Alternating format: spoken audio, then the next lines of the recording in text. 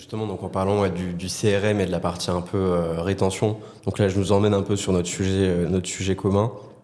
Euh, on avait sorti, donc petite page de pub, un contenu en commun qui est très cool sur les 11 emails indispensables pour les programmes de feed.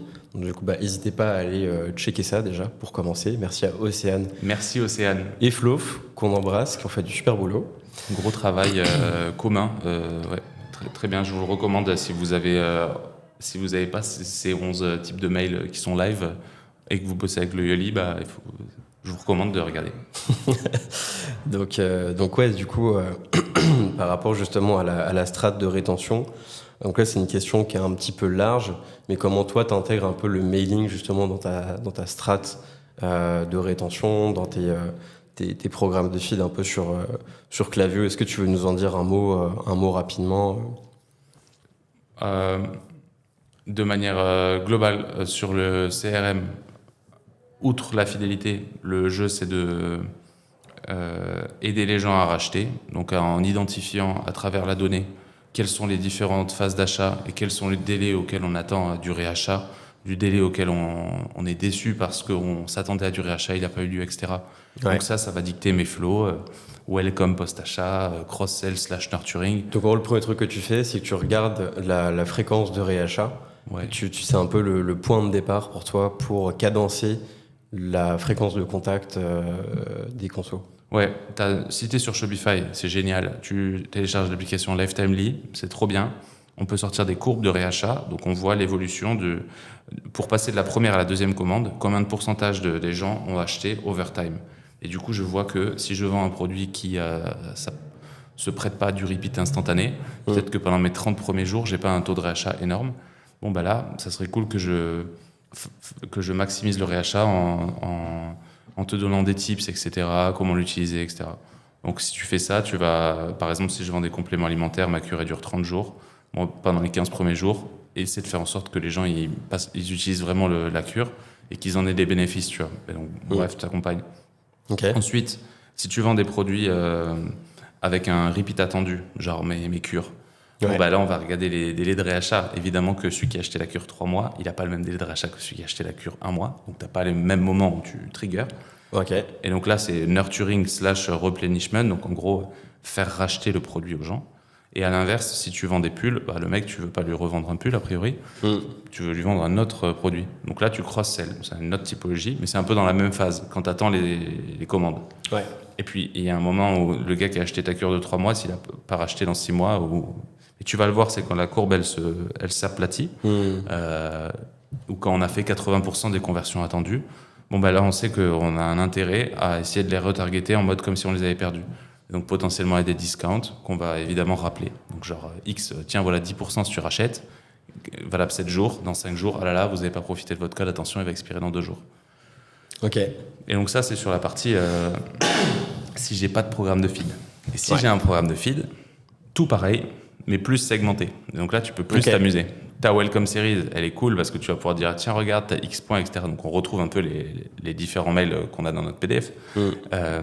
Quand le mec, t'as envie de le cross-sell, s'il a un code disponible, tu vas lui rappeler au fait, t'as un code.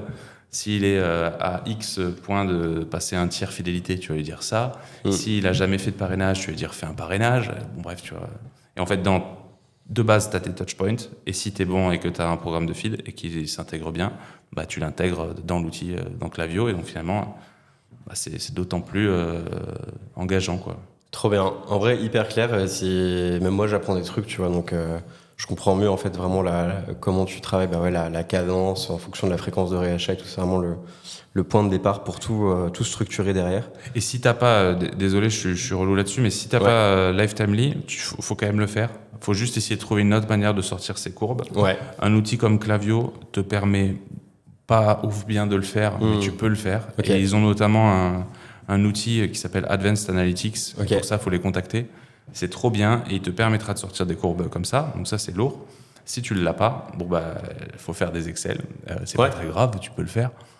C'est pas très compliqué non plus. Et c'est vraiment, tu vois, ça c'est week 1 onboarding. Il faut essayer de comprendre un peu, tu vois, quand tu vas vouloir faire des flows post-achat, c'est quoi la donnée, tu vois. Ouais, carrément, ouais. Ok. Voilà. Donc Lifetimely, si t'es idéalement. sur Shopify, Lifetimely, c'est trop bien. Ok. Et puis sinon, un bon vieux Excel, Voilà. comme on aime, Ça te parle. ça marche toujours. C'est un peu plus chiant, quoi. Mais ouais, ça permet de s'approprier au moins vraiment le truc, quoi. Donc c'est vrai que je pense que c'est une étape quand même indispensable, en fait, sans laquelle tu peux rien faire derrière, comme tu l'as dit. Avant les flows post-achat, ouais, c'est essentiel. Ouais. Après, le bon sens, ça Ouais. te permet quand même de faire des bons choix, tu vois, sur les cures de 1 mois, 3 mois, etc. Ouais. Mais, ouais. Idéalement, ouais, tu as une approche vraiment basée sur ta data. Et après, Mm. disclaimer, si tu as des Ouais. vraiment gros volumes, là, tu peux utiliser des outils de prédictive qui vont, du coup, te trigger notamment les flows de replenishment et nurturing en fonction des habitudes de réachat de tes clients. Ok, Ce qui ne fonctionne pas si tu as des petits volumes, mais fonctionne bien si tu as des gros volumes. forcément. Et que, notamment, avec Klaviyo Advanced Analytics, tu vas pouvoir éduquer l'algo pour lui expliquer en fonction des produits quels sont les changements sur les délais de réachat.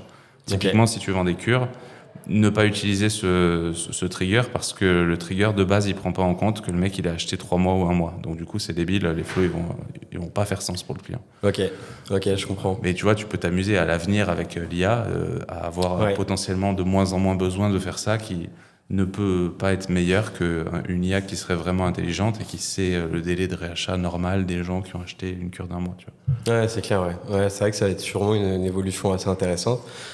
Est-ce que par exemple Polar Analytics, c'est un outil qui te permet de faire des choses comme ça Nous, on utilise moins, je pense que Polar, c'est plus côté... acquises peut-être côté analyse, tu vois, post... Ouais. Ouais, c'est hyper complet, tu vois. Ouais.